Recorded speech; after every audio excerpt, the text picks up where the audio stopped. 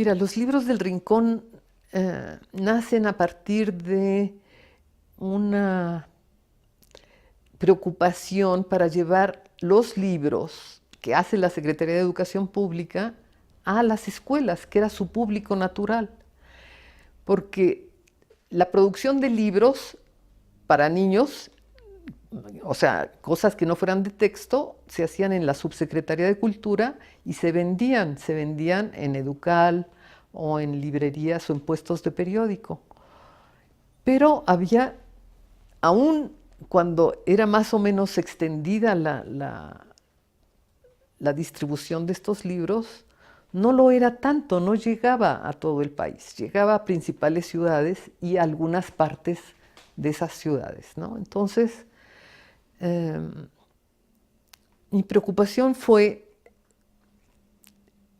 armar un proyecto tal que generara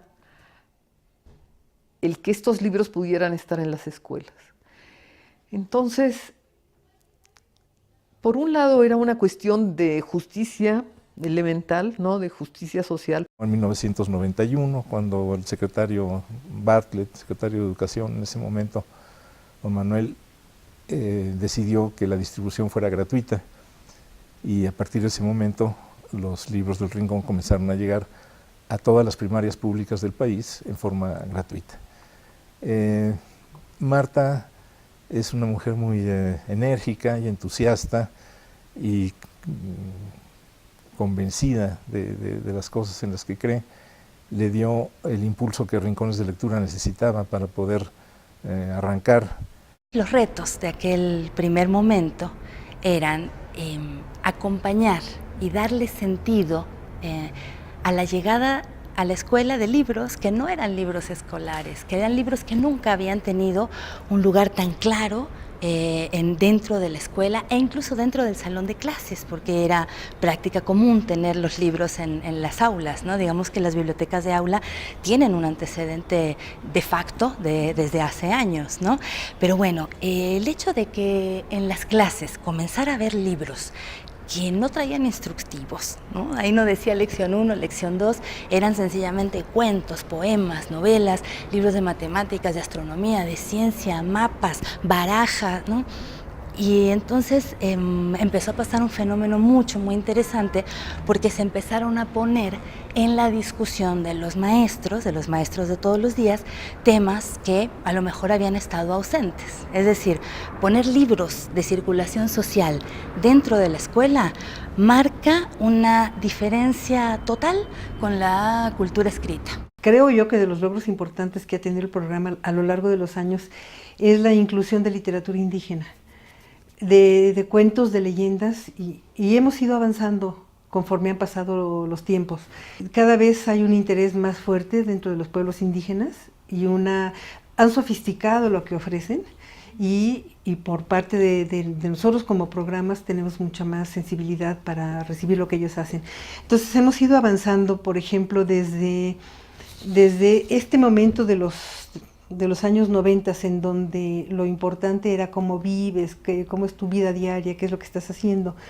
Pasamos a cómo produces tu riqueza, cómo pescas. Por ejemplo, este libro es como toda la tecnología de la pesca.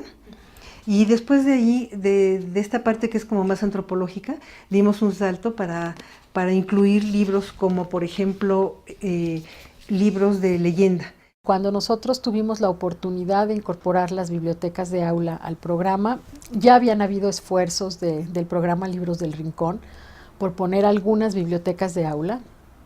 Todavía tímidamente, no habían tenido suficientes recursos financieros para poder hacerlo.